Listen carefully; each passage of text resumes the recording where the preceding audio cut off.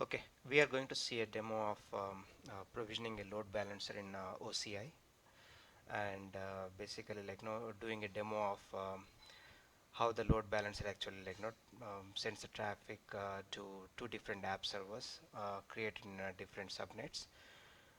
So architecture diagram, what we are going to see is here. We have a load balancer here within the regional subnet.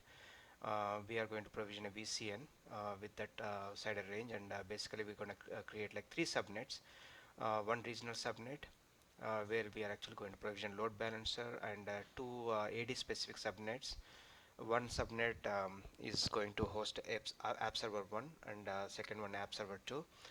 And also, no, we are not going to see the DB tier. We are going to see the web tier and application tier only, but DB tier, yeah, app servers will be talking behind the scene with the DB server, which is hosted on the private subnet. It may be same availability domain or different available any available domain basically. So for the available domain one, for this demo, we are actually going to provision everything in the AD1, because we have, since I'm using a free tier, I can only provision the resources only in one AD1. Basically, no, we are going to create like two AD specific subnets, both in AD1, and provision two app servers, and install the web servers on each of those, and see load balancer in action, how it's actually routes the traffic between those and those two. Okay, so for that, let me also resize it and keep it here. That way we can differentiate. So I logged into OCA console, and I have a compartment called Apex. Within the Apex, for, as you see, there are no instances here over here. So let's go ahead and start with creation of the load balance and app servers also. So for that, to start with, we have to actually create VCN, virtual cloud network. So basically, I'm going to the networking section, virtual cloud network. Okay, and within the Apex compartment, I'm going to go ahead and create a VCN called, I will name it as Apex VCN. Okay, and the CIDR block I'm going to pick is 10.0.0.0.16. Okay, coming back to the diagram, right? 10.0.0.0.16 is actually my VCN here. That's what I'm going to I'm going to pick up. DNS label, everything is okay. Advanced options also, you don't need to. If you want to put any tags and all, no, you can do it. But let's go ahead and create VCN with the default. Okay. So when the VCN is actually created, the VCN also has like a default route table which is created, and also default security list also is created. For first thing first, we have to actually allow this VCN to able to access it, the data from the internet, right? For that, we need to actually create internet gateway and associate it with this route table of the VCN. So let's go ahead and create internet gateway called IGW. Okay, no tags. So let's go ahead and create internet gateway, and go to the route table, and basically on the default route table which was created through the VCN creation, let's go ahead and associate the route to that internet gateway. So I'm picking the internet gateway. So what I'm saying is okay, my destination side is internet, so 0.0.0.0.16, and my IGW is the internet gateway, and add the route rules. Okay, so basic VCN and internet gateway route table setup and basic security list is already done. What we are going to create is three subnets, right? So as coming back to the diagram, we are going to this part is done, and now we are going to create one subnet here, second subnet, and third subnet within the same availability domain. Okay, let's go ahead and create the three subnets. One is actually called let's say load balancer subnet, I'm going to call it.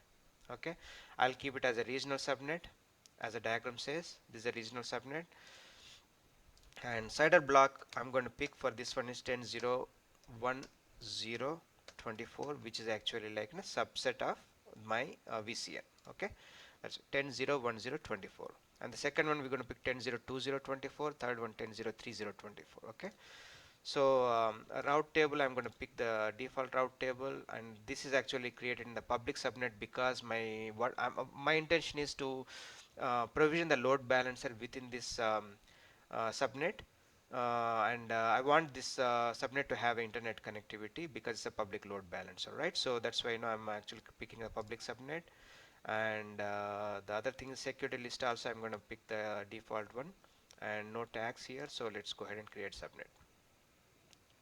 Okay, and while this is provisioning, we need to have like as per the diagram, we need to provision like these two subnets, but these subnets should not actually get the data from the from anywhere, right? This should get only the data from this particular load balancer, right?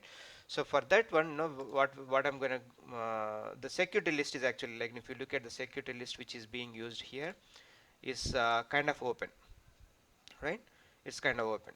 So what we are going to do is we are going to create like a new security list to further restrict it. So called create security list called let me say custom security list. And ingress rules, what I'm going to say is, like, first of all, it's not stateless, it's stateful. That means like whatever the data comes in, OCI does not prevent it actually going out also. So CIDR block, for this one I want it to get the data only from my load balancer, right? So that's a load balancer. CIDR range is 10.0.10.24, so I'm actually picking a 10.0.10.24, and my load balancer actually has to able to communicate over the TCP protocol on the port 80. We can actually provision like no HTTPS or HTTP, but for this demo we're gonna see only HTTP, so port 80. Okay. By the way, HTTP is 80 and HTTPS is by default ports are 443 for the HTTPS. So we're gonna, since we are using HTTP, we are going to put like 80. Okay. So the incoming need to come only from the load balancer, but outgoing for the egress, I can actually allow it out unrestricted. Okay. So all protocols 0.0.0.0.16. So create security list. So with this security list, what we are going to do is, like, basically let's try to understand what it is doing is, like, it's actually having the ingress is coming only from 10.0.10, but egress is actually like going anywhere, right? So that way, like, even if somebody actually like gets a hold of the compute instance which is there in this in a new subnet which we are going to create, they will not be able to reach it, because like this subnet is actually going to access only from the CIDR range of the load balancer subnet basically. Okay. So let's go ahead and Apex VCN, and let's go ahead and create like two more subnets. We have created a security list. So this part we are doing, we are actually creating a AD specific subnets 1 and 2. Okay.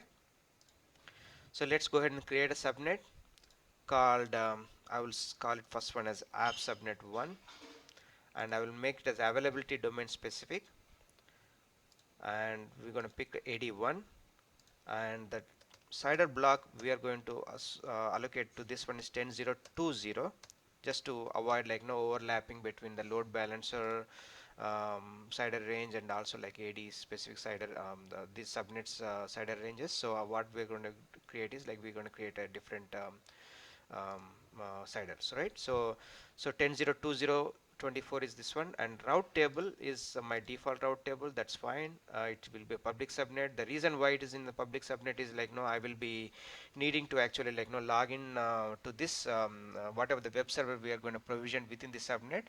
I need to SSH into it and specify and create like web servers, basically like install the web servers into that one. That's why I'm actually like using a public subnet, but you can have a private subnets also, as long as your load balancer which is was provisioned in your public subnet, if it is able to actually reach to your private subnet app servers, that's all it matters, right? So but for us, we have to actually install the web servers in app server 1, app server 2. That's why I'm picking a public subnet. So it could be any private subnet also. Okay. uh, so here I'm picking public subnet, but security list, right? The security list, instead of actually using a default one, I'm picking custom SL. The reason is actually like, no, I want it to get only from the load balancer. Okay. So create a subnet, and I'm going to create a second subnet also called app sn2 availability specific available domain 1, and the CIDR range is 10 0 0 2, no, not 2 is already picked, 30 24. Okay, and default route table, it's a public subnet. Security list is actually custom SL, so that it will accept only from the load balancer, and create. Okay, all right. So while so basically they are provisioning.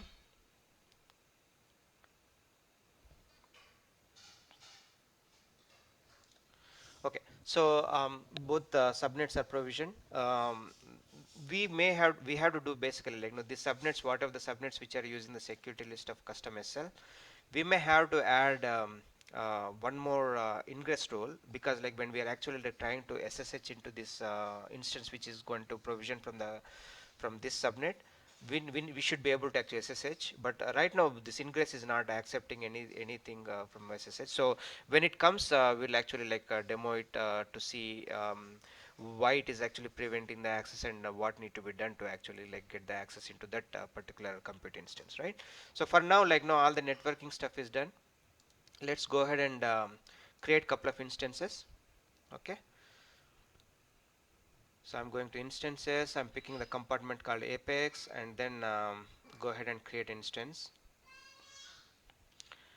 So first thing what I'm going to say is like, I'm going to say like app instance 1, and in the create compartment Apex, and I'm going to pick the Linux instance, like I'm going Linux image, and the additional informations, like basically we are creating an AD1, and we are picking a default shape which is part of always free eligible tier, and this is my VCN, basically like subnets whatever we are doing. But so our intention is like, no, we're going to create the app instance 1 in subnet 1. Okay, and app instance 2 which we are going to create in the subnet 2. Okay, so for that first we have to basically save the private key for us to actually like SSH into this instance. This is shown only once, so make sure like we actually like save the private key. So we're going to call this as like instance 1, so SSH dash 1, save it. And advanced options, if you want to put any advanced option, that's fine, but for now let's create with the default. Okay, okay, now the instance 1 is being provisioned. Let's go ahead and create a new instance also called app instance 2, and default image, and free tier eligible shape, and here subnet, previously we picked subnet 1, now we are going to pick the subnet 2, and here like now save the private key, and we're going to say this as instance 2, so we're going to put that one. Okay, and just go ahead and create it. So both the instances will be in the launching status. So since like we said like, okay, let's allocate the public IP also. Public IP is actually is being allocated for these two things. So let me pause the video and give it like a couple of minutes to completely like get this app instance 1 and 2 online. Okay. Okay, so after a few minutes, both the instances are in the running status right now. Both have the public IPs. So let's go ahead and try to SSH into these instances, right? So for that, I am going to actually like use a MobiX term. So I'm in here. So let's see, ls minus lrt star dot key.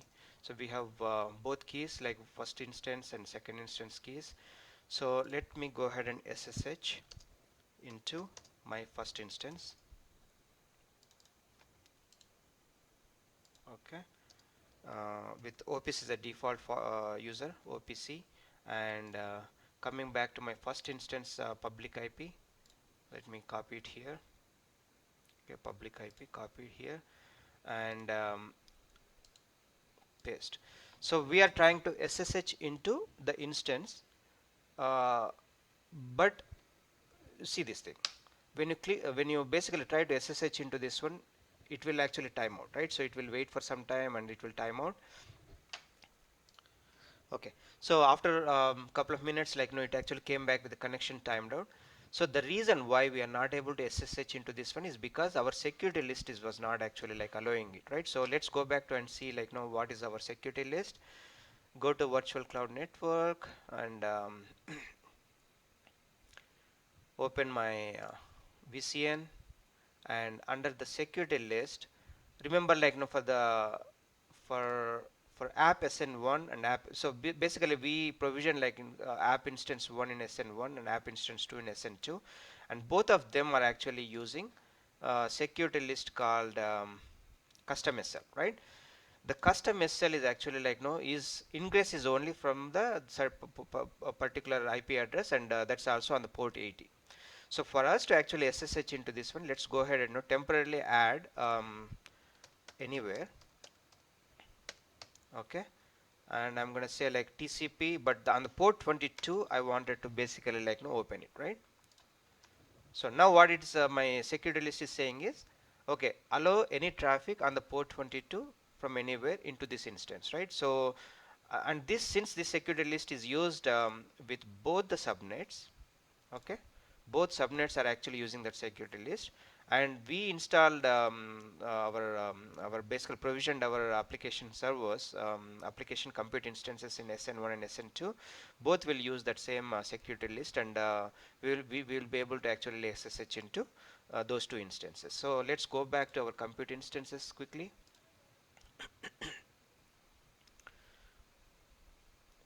Okay, we have these two compute instances, and let's go ahead and this one is using a different, both are using a different keys basically. So let's go ahead and try to SSH into that instance. Now that we are actually added our allowance to the security list to SSH into these instances, let's go ahead and see like how it behaves, right? Okay, see, now we are able to SSH into this, right? So clear, that's what like present working directory, like home OPC I already logged into that instance, right? So while I'm here, I'm going to go ahead and basically like install like a web server over here. So for that one, let me run a couple of commands. So first thing is actually like HTTPD server I'm installing. So okay, good. Okay, HTTPD is installed, and now I'm going to basically like start it. Okay, it started, and then run couple of commands. Okay, enable HTTPD, and then basically check the configuration. Okay, syntax is okay, and then create like couple of firewalls rules.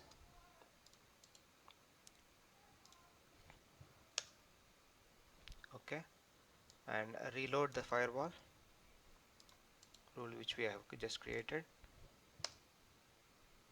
Okay, after that what we're gonna do is like when we actually access this instance, right, we should be able to when the load balancer is trying to actually like access it, we should actually get some default message. So that's why I'm saying like, okay, hey, this is my web server 1, or like we'll say like app server 1 running.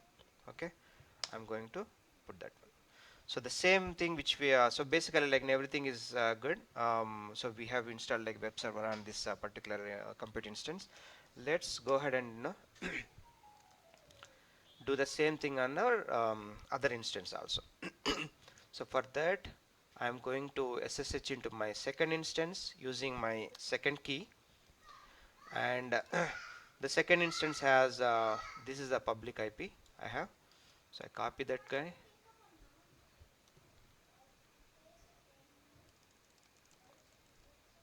Okay, and copy that and basically paste it over here, and then SSH into this instance also. Now this should not prevent us, because like this instance is on a subnet which uses a custom security list that allows like SSH connectivity. Okay, okay, it allowed us. So clear present working directory, I'm here, and I'm going to do the same exact stuff again. Install httpd, and then start the Apache httpd, and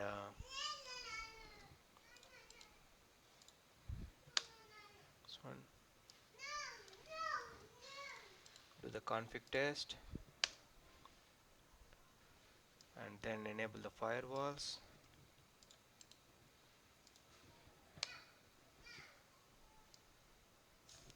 Reload. Okay.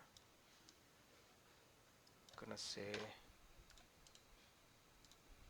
here, this is, I'm gonna say like no, hey, I'm app server 2. Okay. All right. So everything is done. Now let's go back and no, let's go to the console. So for me, like no, I have actually like not done whatever I needed to do on the both the compute instances, right? So I may not need my basically SSH connectivity anymore. So what I can do is I can actually go back to my network section, networking section, and go to my custom security list and turn it off on the subnets security list. So whatever the security list which we have used, custom SL, I can actually remove this one also. So once I remove it, I will actually lose the connectivity of the SSH, right? So for now, let's keep it, but you know that's how, right? So if I remove that one, like no, I will actually not able to SSH anymore into those instances, right? So yeah, yeah, let's go ahead and do that one, just like no, just to prevent it, like no, for the security reasons, right? So let's go ahead and remove that one, remove that. Okay, all right. So moment I have done that one, like no, in few seconds, like no, this instance, like no, will not be able to log into these instances. Let's see, let's check it, because previously like no such allowance was there, now we removed it. Okay, so it should say like connection timed out. Okay, see, so the connection is timed out. So basically we what we did is like no, we basically like no, allowed the SSH connectivity, installed couple of softwares and HTTPD, and then came back and just removed the allowance, so that like no, nobody can SSH into this one, right? So that's what we have done. So let's quickly check. So what we did is like we set up the regional subnet, we set up the available domain subnets, and we have provisioned app server 1 and app server 2, and then install those web servers in app server 1, app server 2 also. Okay. So quickly, before we actually go ahead and create the load balancer, let's go ahead and see one quick thing. Let's go to our compute instances here. Okay.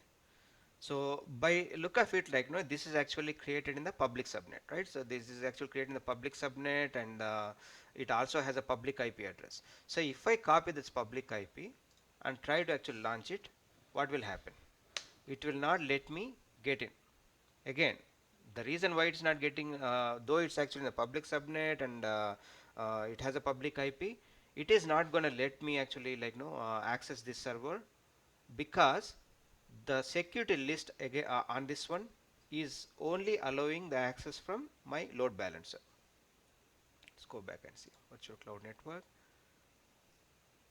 and here on my subnet 1, the security list is actually accepting only from 10.0.10.24, which is actually a provision for the load balancer, right? So see here, it says site cannot be reached. Moment if I actually add like no other traffic, like no from the internet, allow all the and with 80 with 0000, I will be able to log in, right? But for now, that's not our intention. We wanted tighten, right? We wanted to basically like no not allow the access to this instance from anywhere, but only from the load balancer, right? So let's go ahead and create the load balancer here. So go to the networking and load balancer section. Okay, and let me go ahead and in the compartment apex I'm going to create a load balancer. I'm going to say like this as apex load balancer. For example, it's a public load balancer because it should be able to actually like no accessible from the internet also. And I'm picking the always free tier micro, and the virtual cloud network which we are provisioning against within this is Apex VCN. That's okay. And the subnet, actually, like we have created a regional subnet, we are going to pick that regional subnet. Okay. So within the VCN, within that regional subnet, which is having a 10.0.10.24, okay, we are creating a load balancer. Okay. Let me quickly check advanced options. We are not going to tag anything. That's fine. So load balancer, and okay, that's fine. So let's go to the next. And what is the protocol which we want? We can use weighted round robin IP hash a list connection. Let's go ahead and use the weighted round robin. We're gonna add the backend sets, right? So backend sets are actually like these two backend sets we're gonna add. So if you look at it, like 10.0.22 and 10.0.32 are the IP addresses for these instances. Let's select those two backend sets. Okay. Once a backend set is created, so what is the health check policy? We can use HTTP or TCP. Let's quickly put the TCP and port 80 on the port 80. Are we going to use SSL? We are not going to use HTTPS. We are going to actually test it with HTTP for now. We don't have the certificates and stuff like that, so that's why let's pick the 80 and not check the SSL. Let's look at the advanced options, right? So this load balancer will go ahead and create the backend set, and the security list also. Like look at the let's try to understand this security list.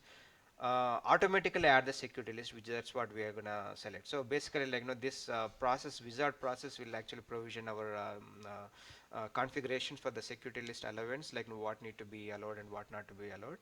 So what it is saying is ingress. For the ingress, what we are doing is like basically like this load balancer is able to communicate to subnets 10.0.20, 10.0.30. 10.0.20 is my subnet 1 where my app server 1 is created.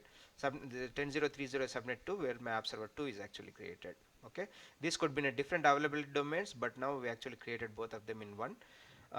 Coming back, both of them is actually like communicating back to 10.0.10.24. That's where my load balancer is there. Okay, that's what it says.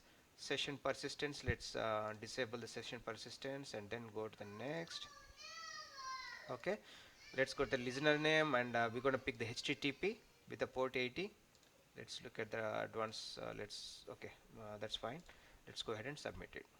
Now what we are going is what we have done is we have provisioned the load balancer in this regional subnet, and then selected this app server 1 and app server 2 as a backend sets for this load balancer. Okay, and these things are not able to access from internet but only from here, but this is actually like able to access from the traffic is allowed to come from the internet. Okay, so while it is creating, let me pause the video. Okay, cool.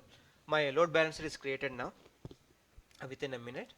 So let's look at this one, sir. So load balancer is basically like has a public IP also. Let me capture that public IP. Okay, all right, so let me capture that. Okay, that's my public IP of the load balancer, and the load balancer has like a backend set, and the backend set is basically like having two backend servers, app server 1 and app server 2. Those are the two backends, and each one is basically right now it's unknown because the reason is the health is unknown. The reason is actually the load balancer health check will happen like between 3 to 5 minutes. Once it's actually like able to communicate to that one, it will come back and say like no, health is okay. But anyways, like no, I have, this is my private IP of that particular apps instance 1, and this is a private IP of app instance 2. Let's quickly go back and capture my compute instances public IPs also. Okay, so this is my app instance 1's public IP. Okay, That is my app instance public IP, and the second one is my app instances public IP. Okay. All right. Let's quickly do this one. So this one we already saw this. It's not allowing, right? Because security list is not allowing the traffic from internet. Second thing, it's also not allowing because this is also both the instances are not publicly accessible from the internet by the virtue of our security list setup. But my load balancer, let's see like what it will do.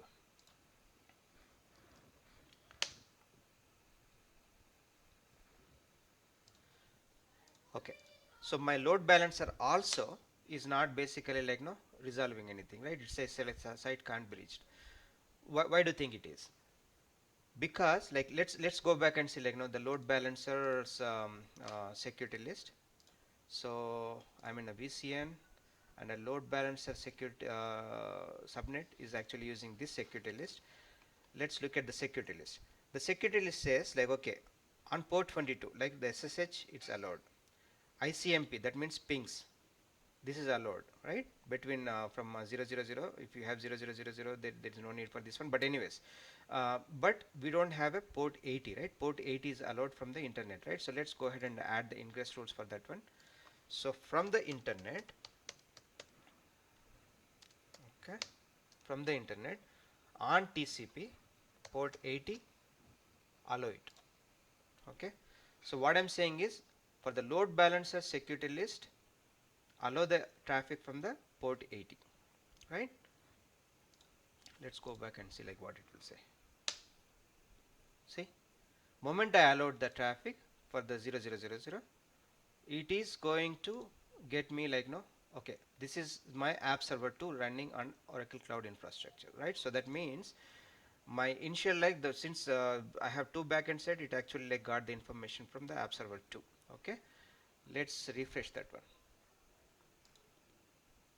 This is my app server 1 running on. So now the traffic is coming from app server 1. Let's do the same thing. Moment each time I refresh, the traffic is actually alternating between app server 1 and app server 2, right? The reason is because the the policy which we have used is a round robin, right? So round robin means like now if the traffic goes to server 1, the next traffic request comes from the server 2.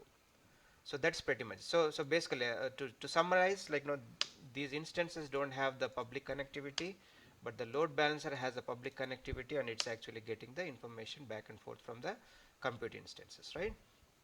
So that's good. So since we have finished our demo, so let's to summarize, like no, we have the load balancer which is getting from the internet. We got the information back from backend sets, like the routing to each of those backend sets, and got the information back and forth. And this is like out of scope, because we have a DB tier. It can be in the private subnet, and the app server can be actually like no able to only access this DB server um, via like no security list, right? So that is done. So since this is done, let me go ahead and no, if you are doing in your own instances, like no, I would like to also like show you like how to delete the resources. So first thing is actually let's go to the instances, and pick this instance, and first instance I'm going to terminate it. Let's go ahead and terminate. So basically like no, this is an option like no, there's a boot volume also is created while creating. So you wanted to keep the boot volume or remove it, so I'm removing the boot volume also. Terminate the instance, and it's terminating, and the second one also I'm like no terminating with the boot volume, including the boot volume which is actually associated. Let me terminate that also. These two terminations will take like maybe a couple of minutes, so let me pause. Okay, so the instances are now terminated, and now go to our networking section, virtual cloud network, and let's go ahead and terminate that one also.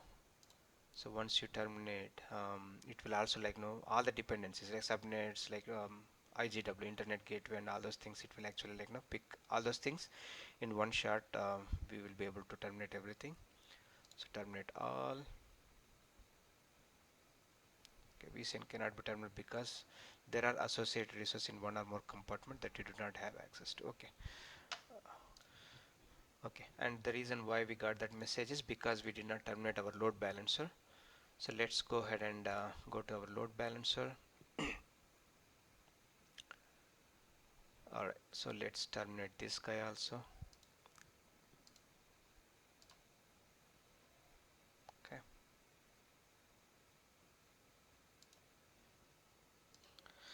Okay, the load balancer is gone. Let's go ahead and go to our VCN and reattempt to delete the VCN. Okay, terminate the VCN. So whatever is left, it's actually like not trying to get those things. Alright, terminate all. Done, done, done. Okay, close. So the VCN also is gone. So we terminated our compute instances, we terminated our load balancer, we came back and removed all the networking components also. So if you wanted to terminate, keep the compartment, that's fine. If you don't want to keep the compartment, you can basically go to um, identity and compartments, and basically from there you can terminate the compartment also, because the compartment doesn't have any resources anymore. It will remove. Okay. All right. That's all I wanted to show. Thank you for your time.